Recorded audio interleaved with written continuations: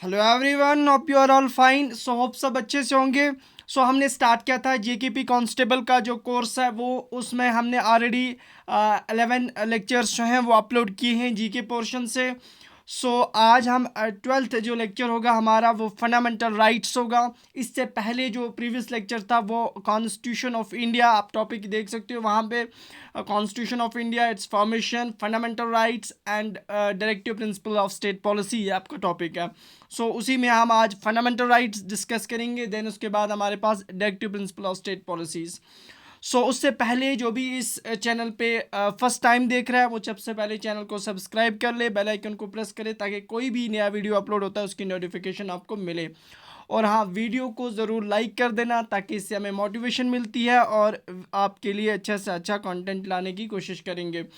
सो कुछ बच्चे बोल रहे थे सर पीडीएफ, तो पीडीएफ मैंने ऑलरेडी जो भी प्रीवियस लेक्चर्स अपलोड किए उनकी पीडीएफ्स मैंने टेलीग्राम चैनल पे अपलोड किए, वहाँ से आप डाउनलोड कर सकते हो। जिन्होंने अभी तक टेलीग्राम चैनल नहीं ज्वाइन किया है, डिस्क्रिप्शन में लिंक है, वहाँ से आप ज्वाइन कर सकते हो। कुछ एक दो पीडीएफ्स पेंडिंग होगी, वो भी अपलोड हो जाएंगी।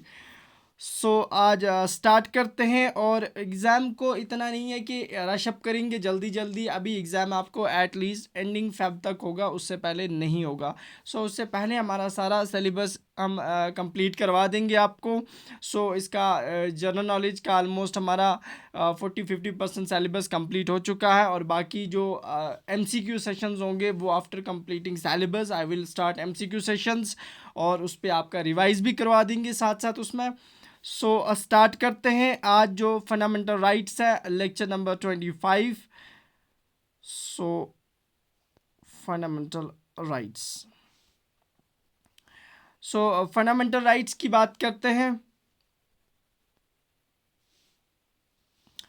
देखो, आपको कॉन्स्टिट्यूशन ऑफ इंडिया मैंने आपको डिस्कस किया सारा, तो उसमें कॉन्स्टिट्यूशन ऑफ इंडिया क्या होता है, एक लॉ की बुक होती है जिसमें सारा कुछ मेंशन होता है। कॉन्स्टिट्यूशन ऑफ इंडिया के अंदर फंडामेंटल राइट्स भी उसके अंदर मेंशन है, जो हर एक सिटीज़न ऑफ इंडिया को प्रोवाइड किए गए, और कुछ फंडामेंटल राइट्स हैं जो फॉरेन्स को भी दिए जाते हैं, जो बाहर के यहाँ पे होते हैं उनको भी प्रोवाइड किए जाते हैं, और सिटीजन्स ऑफ इंडिया को भी प्रोवाइड किए जाते हैं। जैसे आप, मैं, हम सब सिटीजन्स ऑफ इंडिया है, तो हमें कुछ फंडामेंटल राइट्स जो है हमारे कॉन्स्टिट्यूशन ने प्रोवाइड किए हैं, जो आगे हम देखेंगे कौन कौन से फंडामेंटल राइट्स हैं। इस फंडामेंटल राइट्स की बात करें तो इसका आइडिया हमारे कॉन्स्टिट्यूशन में सबसे पहले इन्होंने कॉन्स्टिट्यूशन ऑफ यूएसए से लाया। ये बहुत इंपॉर्टेंट चीज़ है, याद रखना। मैंने आपको पहले भी बोला था, हमारा कॉन्स्टिट्यूशन जो है वो डिफरेंट कंट्रीज़ के कॉन्स्टिट्यूशन को कंबाइन करके बनाया गया है। हर एक चीज़ जो होती है वो किसी न किसी कंट्री के कॉन्स्टिट्यूशन से लाई गई है। जैसे फंडामेंटल राइट्स की बात की, डायरेक्ट एग्जामिनर आपको क्वेश्चन पूछेगा, fundamental rights are taken from which of the following country. तो इंडिया के फंडामेंटल राइट्स जो हैं वो कॉन्स्टिट्यूशन ऑफ यूएसए के कॉन्स्टिट्यूशन से लिए गए हैं। उस वक्त जो फ्रेमर्स ऑफ कॉन्स्टिट्यूशन से उन्होंने डिफरेंट कंट्री के कॉन्स्टिट्यूशंस को पढ़ा और कुछ चीज़ें वहाँ से कंपाइल अप की। Fundamental rights are taken from the which constitution, constitution of USA. बहुत इंपॉर्टेंट ये चीज़ बार बार पूछी जाती है, यही चीज़ें, यही फैक्ट्स पूछे जाएंगे आपको इस एग्ज़ाम में। और फंडामेंटल राइट्स की बात करते हैं तो ये इंडियन कॉन्स्टिट्यूशन के अंदर पार्ट 3 के अंदर आते हैं। मैंने आपको बोला था कि कॉन्स्टिट्यूशन के अंदर कितने पार्ट्स हैं, कमेंट बॉक्स में लिखना कि टोटल इस वक्त प्रेजेंटली कितने पार्ट्स हैं कॉन्स्टिट्यूशन ऑफ इंडिया में। तो उसके पार्ट 3 में फंडामेंटल राइट्स के साथ पार्ट 3 डील करता है। यही क्वेश्चन वहाँ पे कल पूछेगा कि fundamental rights are mention in which of the following part of the Indian constitution, part 4, part 3, part 2, part 1। It is in part 3। और आर्टिकल नंबर ये भी याद रखना बहुत इंपॉर्टेंट होता है, पूछता है एग्जामिनर किस आर्टिकल से लेकर किस आर्टिकल तक फंडामेंटल राइट्स डील करते हैं। आर्टिकल 12 से लेकर आर्टिकल 35 तक ये वाला जो पोर्शन आ जाता है, ये आर्टिकल 13, 14, 15 सो ऑन टू 35 तक, ये आर्टिकल जो है ये पार्ट 3 जो है ये फंडामेंटल राइट से डील करता है। यही चीज़ें एग्जामिनर आपसे पूछेगा। नेक्स्ट, इन्हीं फंडामेंटल राइट्स की बात करें तो ये पार्ट थर्ड में आते हैं और पार्ट थर्ड को मैग्ना कार्टा ऑफ इंडिया कहा जाता है। ये चीज़ बहुत इंपॉर्टेंट है, याद रखना कि पार्ट थर्ड को क्या बोलते हैं, मैग्ना कार्टा ऑफ इंडिया। ये बहुत इंपॉर्टेंट है। और उसके बाद बात करते हैं जुडिशल इन नेचर। मतलब क्या होता है कि जो हमारे फंडामेंटल राइट्स होते हैं ये क्यों जुडिशेबल होते हैं इन नेचर, ये बहुत इंपॉर्टेंट है, याद रखना। जुडिशेबल जस्टिसेबल है यहाँ पे, ठीक है ना।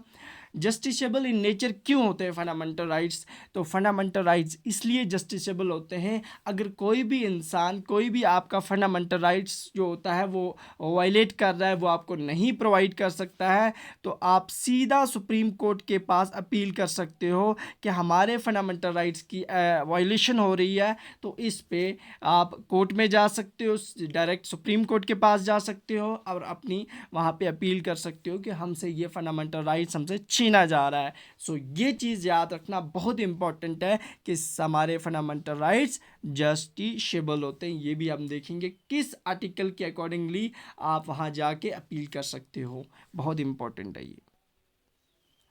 उसके बाद इंपॉर्टेंट पॉइंट याद रखना, जब कॉन्स्टिट्यूशन ऑफ इंडिया बना था एट दैट टाइम हमारे पास कितने फंडामेंटल राइट्स थे, 7। ये चीज़ बहुत इंपॉर्टेंट होती है, एग्जामिनर कंफ्यूज करके क्वेश्चन पूछ सकता है कि जब कॉन्स्टिट्यूशन फ्रेम किया गया तब 7 फंडामेंटल राइट्स थे और आज प्रेजेंटली 2024 में हमारे पास 6 फंडामेंटल राइट्स हैं। अब वो एक जो था वो कहाँ चला गया, वो था right to property. Right to property पहले फंडामेंटल राइट था, लेकिन आज वो फंडामेंटल राइट नहीं है। वही फंडामेंटल राइट नहीं है क्योंकि वो under article 31 was a fundamental right. जब वो फंडामेंटल राइट था तब हमारे पास टोटल 7 फंडामेंटल राइट्स थे, तो वो अंडर 31 आर्टिकल में आता था, लेकिन अब उसको डिलीट कर दिया गया फंडामेंटल राइट में से अंडर 44th अमेंडमेंट एक्ट 1978। ये चीज़ भी याद रखना कि किस अमेंडमेंट के अकॉर्डिंगली फंडामेंटल राइट जो था हमारे पास, राइट टू प्रॉपर्टी था, वो कौन सा था, राइट टू प्रॉपर्टी, उसे डिलीट कर दिया गया। तो वो थी अमेंडमेंट 44th अमेंडमेंट एक्ट 1978 के अकॉर्डिंगली इसको फंडामेंटल राइट में से डिलीट कर दिया गया और अब इसे एज ए लीगल राइट बोलते हैं।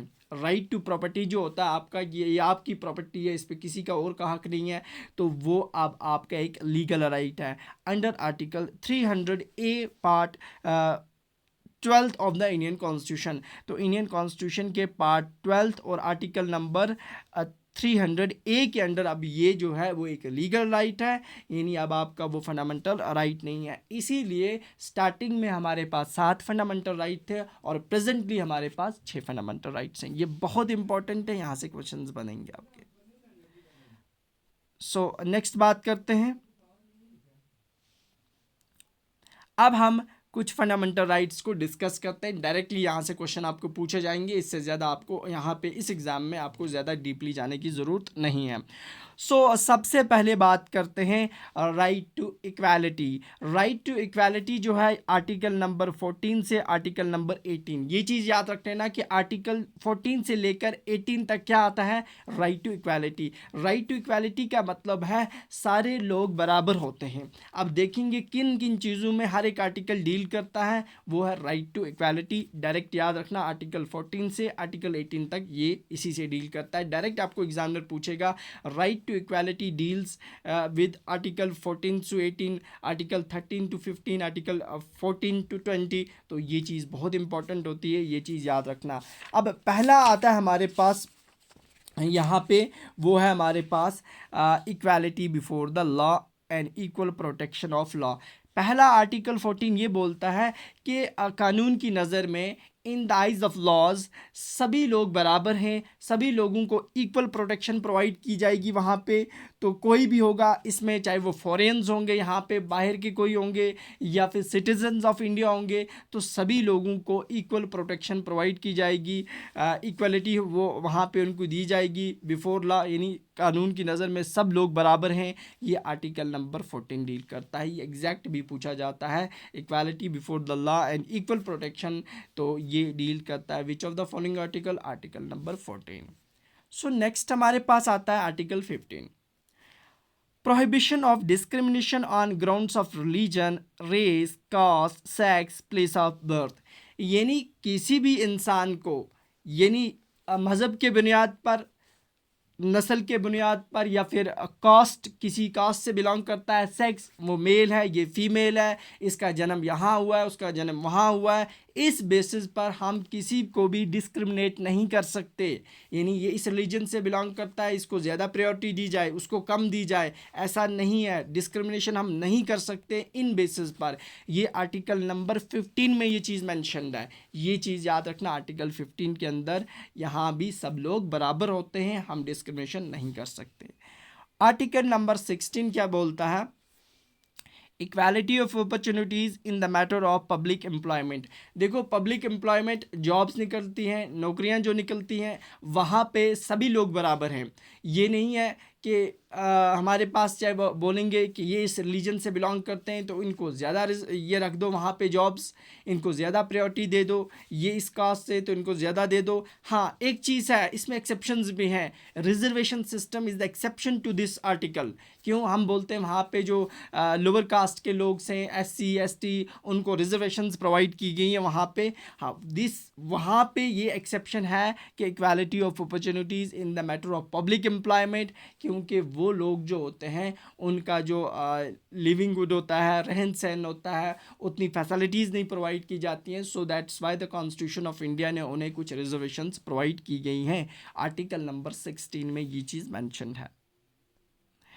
बात करते हैं उसके बाद article 17, abolition of untouchability and prohibition of its practice. Article 17 में जो कि पहले हुआ करता था, अनटचेबिलिटी, ये लोअर कास्ट के लोग हैं, इनसे हाथ मत मिलाओ, जहाँ से ये पानी भरते हैं आप वहाँ मत जाओ। अपर कास्ट के लोग होते थे वो उनसे हाथ नहीं मिलाते थे। ये चीज़ें ज़्यादातर हिंदुज़म में होती थी। ब्राह्मण लोग होते थे, लोअर कास्ट के लोग होते थे, वो उनसे नहीं मिलते थे। इस चीज़ को ख़त्म किया गया, इस चीज़ पे बिल्कुल इस चीज़ को प्रोहिबिट किया गया, इस प्रैक्टिस को। ये आर्टिकल 17 में डायरेक्ट याद रखना, आर्टिकल 17 डील करता है अनटचेबिलिटी। बस इतना ही वर्ड वहाँ पे आपको क्वेश्चंस, ऐसी स्टेटमेंट मिलती हैं, डायरेक्ट क्वेश्चंस पूछे जाते हैं।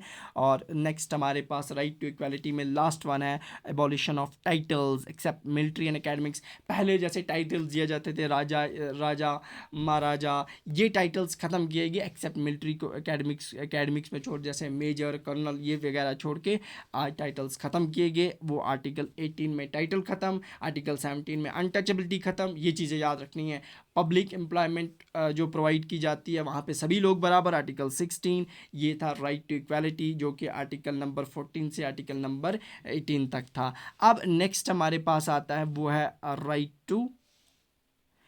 टू फ्रीडम, आर्टिकल 19 से 22 तक याद रखना। ये इंपॉर्टेंट होता है, डायरेक्ट जो मेन हेडिंग याद रखना। राइट टू फ्रीडम किस में आती है? आर्टिकल 19 से आर्टिकल 22 तक। इस राइट टू फ्रीडम में हमें 6 राइट्स प्रोवाइड किए गए। कितने? 6 राइट्स थे जो रिगार्डिंग द फ्रीडम। अब 19 आर्टिकल जो है पूरा ये डील करता है, इसमें हमें 6 राइट्स हैं, ये चीज़ याद रखना। 6 राइट्स इसमें प्रोवाइड किए गए हैं। कौन कौन से? Freedom of speech and expression, आप सभी लोगों को बोलने का हक है, अपनी जो बातें होंगी वो सामने रख सकते हो, एक्सप्रेस कर सकते हो, ये इस चीज़ की फ्रीडम आपके पास। असेंबल, किसी जगह पे जमा होके प्रोटेक्ट कर सकते हो। अगर आपको कोई चीज़, किसी चीज़ से आपको रोका जा रहा है, कोई चीज़ प्रोवाइड नहीं की जा रही है, तो आपका हक बनता है उसके लिए असेंबल होना, एसोसिएशंस बनाना, जमा होना, ग्रुप्स बनाना, मूवमेंट। आप कंट्री के किसी भी हिस्से में मूव कर सकते हो, कोई रोक टाक नहीं है आपको। अगर आप सिटीज़न ऑफ इंडिया हो, आप किसी भी जगह जा सकते हो, किसी भी स्टेट के अंदर रिजाइड कर सकते हो। रेजिडेंस मतलब आप अपना घर किसी भी स्टेट के अंदर बना सकते हो, रह सकते हो, कोई आप नहीं रोक नहीं सकता। प्रोफेशन, कोई भी काम कर सकते हो, इस चीज़ पे आपको कोई रोकेगा नहीं। These are the 6 fundamental rights जो गारंटी मिलती है हमें राइट टू फ्रीडम में, जो कि आर्टिकल 19 डील करता है। बहुत इंपॉर्टेंट है, डायरेक्ट पूछ सकता है कि 6 फंडामेंटल 6 राइट्स हमें प्रोवाइड किए जाते हैं। असेंबल, एसोसिएशन, मूवमेंट, ये किस आर्टिकल में आता है? आर्टिकल 19 में। सो इसी राइट टू फ्रीडम में आता है protection in respect of conviction for offence. अगर आपने कोई जुर्म किया है, कोई आपने क्राइम किया है, तो आपको इस चीज़ में आपको प्रोटेक्शन प्रोवाइड की जाएगी। मतलब आप कोर्ट के पास जा सकते हो, वहाँ पे आपकी सुनवाई होगी, ऐसा नहीं है। तो तो ये आपको प्रोवाइड करता है आर्टिकल 20 के अंदर। Next is protection of life and personal liberty की बात करें, आर्टिकल 21 बहुत इंपॉर्टेंट है। डायरेक्ट एग्जामिनर पूछता है कि protection of life and personal liberty जो होती है ये किस आर्टिकल में आती है। आर्टिकल 21 में आपकी जो लाइफ है, आपकी जो पर्सनल लिबर्टी है उसको प्रोटेक्ट करना आपको कॉन्स्टिट्यूशन ऑफ इंडिया ने अंडर फंडामेंटल राइट्स प्रोवाइड की है। फॉरेन्स जो आते हैं, बाहर से जो आते हैं, उनको भी ये राइट प्रोवाइड किया जाता है अंडर आर्टिकल 21। उसके बाद राइट टू एलिमेंट्री एजुकेशन, आप अपनी एजुकेशन ले सकते हो अंडर आर्टिकल 21A के अकॉर्डिंगली आपको एलिमेंट्री एजुकेशन प्रोवाइड की जाएगी। ये बहुत इंपॉर्टेंट है। डायरेक्ट एग्जामिनर पूछता है कि जो एलिमेंट्री एजुकेशन है और right to equality, right to elementary education किस आर्टिकल में आता है, तो आर्टिकल 21A बहुत इंपॉर्टेंट है, याद रखना, ये डायरेक्ट पूछा जाता है। उसके बाद protection against arrest and detention in certain cases, कभी कभी आपको अचानक से पुलिस आएगी, पकड़ के ले जाएगी, वहाँ पे आपकी प्रोटेक्शन जो होती है वो अंडर आर्टिकल 22 जो होती है वो आपको प्रोवाइड की जाती है। तो ये चीज़ याद रखना। ये थे आर्टिकल 22 तक। अब है नेक्स्ट हमारे पास जो है थर्ड आर्टिकल जो है वो राइट अगेंस्ट एक्सप्लॉयटेशन। ये आर्टिकल 23 और 24 में राइट अगेंस्ट एक्सप्लॉयटेशन, इसमें दो आर्टिकल आते हैं 23 और 24। इसमें क्या है, prohibition of traffic in human beings and forced labour. पहले क्या होता था, पहले फोर्सड लेबर होती थी, ज़बरदस्ती इंसान को घर से उठा के ले जाते थे, काम करवाते थे, राजाज होते थे, महाराजाज होते थे उस टाइम, या ह्यूमन बींग्स को ट्रैफिकिंग की जाती थी, उनके डिफरेंट स्लेवरी में, मतलब उनको गुलाम बनाया जाता था, यहाँ से ज़बरदस्ती लिया जाता था। ये सिस्टम बिल्कुल रोका गया है अंडर आर्टिकल 23। उसके बाद 24 में आता है कि जो एम्प्लॉयमेंट होगी चिल्ड्रंस की, यानी बच्चों को फैक्ट्रीज़ में काम नहीं करवाया जा सकता, माइंस में काम नहीं करवा सकते, इस चीज़ पे बिल्कुल रोक है अंडर आर्टिकल 24। ये चीज़ मेंशन है कि आप छोटे बच्चों को माइंस में, फैक्ट्रीज़ में, वहाँ पे आप काम नहीं करवा सकते अंडर आर्टिकल 24। उसके बाद right to freedom of religion, यानी रिलीजन की बात करें, मज़हब की पूरी आज़ादी है, जो कि आर्टिकल 25 से लेकर 28 तक, याद रखना। Right to freedom of religion किस आर्टिकल में आता है, आर्टिकल नंबर 25 से 28 में। इसमें क्या क्या है देखो, सबसे पहले आर्टिकल 25 में बोलता है कि freedom of awareness in free professions, practice and propagation of religion. आप किसी भी मज़हब से बिलोंग करते हो, हिंदुज़म से, सिखिज़म से, या आप मुस्लिम हो या क्रिश्चियनिज़म से, तो किसी भी रिलीजन से बिलोंग करते हो, अपने मज़हब को आप फैला सकते हो, प्रैक्टिस कर सकते हो, आप वहाँ पे उसको प्रोपोगेट कर सकते हो, आपको कंट्री के अंदर कोई भी नहीं रोकेगा इस चीज़ के लिए। ये आर्टिकल 25 में मैंशनड है। और freedom to manage the religious affairs, अपनी बड़ी बड़ी रिलीजियस जो अफेयर्स होंगी, मजलिस होंगी, जैसे कोई एसोसिएशंस होंगी, वो बनाना अंडर आर्टिकल 26, इस चीज़ पे आपको कोई नहीं रोक सकता। नेक्स्ट हमारे पास आपको freedom of payment of taxes for the promotion of religions, अपने रिलीजन को प्रमोट करने के लिए आप टैक्सेस पे कर सकते हो अंडर 27 आर्टिकल के अंदर, इस चीज़ पे आपको कोई नहीं रोक सकता। उसके बाद 28 आर्टिकल जो होता है ये भी रिलीजन से ही बिलोंग करता है। Freedom for attending the religious instructions और वर्शिप इन सर्टन एजुकेशनल, आप डिफरेंट एजुकेशनल इंस्टीट्यूशंस के अंदर इंस्ट्रक्शंस ले सकते हो, इंस्ट्रक्शंस को अटेंड कर सकते हो, जो रिलीजियस इंस्ट्रक्शंस होंगी, वर्शिप्स होंगी, आपको कोई नहीं रोक सकता वो अंडर 28 आर्टिकल में। तो सारे 26 से लेकर 25 से लेकर 28 तक सारा रिलीजियस में आ जाता है। ये आर्टिकल याद रखना इम्पोर्टेंट है। उसके बाद कल्चरल एंड एजुकेशनल राइट्स की बात करें, आर्टिकल 29 से आर्टिकल 30 जो है वो कल्चरल और एजुकेशन राइट है। फिफ्थ आर्टिकल जो है हमारे पास 6 फंडामेंटल राइट्स हैं, और पांचवा जो है वो है कल्चरल और एजुकेशन राइट, जो कि जिसमें 2 आर्टिकल आते हैं 29 एंड 30। सो बात करते हैं 29 आर्टिकल किससे डील करता है, protection of language, script, culture of minority. Different minorities हैं, जैसे इंडिया में कौन माइनॉरिटी है, मुस्लिम्स माइनॉरिटी में आते हैं, कम आबादी है इनकी। सो उनकी लैंग्वेज को प्रोटेक्ट करना, उनके स्क्रिप्ट को प्रोटेक्ट करना, उनके कल्चर को मेंटेन करके रखना, ये हमें एक कॉन्स्टिट्यूशन ऑफ इंडिया ने इस चीज़ का हमें प्रोटेक्शन प्रोवाइड की है कि ये सारी चीज़ें, इन माइनॉरिटी के जो लोग होंगे उनकी ये सारा कुछ प्रोटेक्ट किया जाएगी, उनकी लैंग्वेज, उनका स्क्रिप्ट, उनका कल्चर अंडर आर्टिकल 29। उसके बाद बात करेंगे आर्टिकल 30 की। तो आर्टिकल 30 जो है ये डील करता है right of minorities to establish administer educational institutions.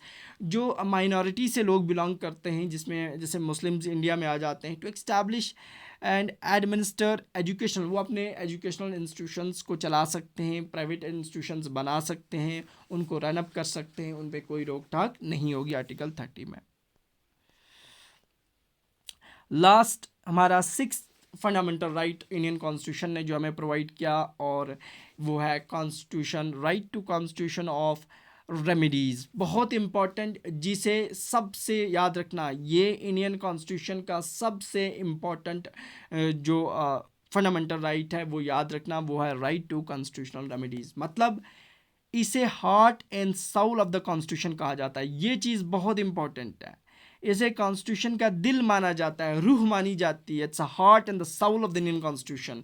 Article 32 इसे बोलते हैं राइट टू कॉन्स्टिट्यूशनल रेमेडीज। यही बोलता है ना, अगर आपका कोई भी फंडामेंटल राइट आपसे छीना जा रहा है, तो according to this fundamental right, according to this article, आप सुप्रीम कोर्ट के पास डायरेक्ट जा सकते हो, और for the enforcement of fundamental right, कि हमसे ये फंडामेंटल राइट इस कंट्री में छीना जा रहा है, तो सुप्रीम कोर्ट के पास डायरेक्ट जाओगे, और वहाँ पे आप उस चीज़ के लिए बोलोगे कि हमारी फंडामेंटल राइट की वायलेशन हो रही है। वो है आर्टिकल नंबर 32। इसी आर्टिकल के तहत आप वहाँ जा सकते हो, जिसे राइट टू कॉन्स्टिट्यूशनल रेमेडीज़ बोलते हैं, and it is also known as the heart and the soul of the Indian constitution.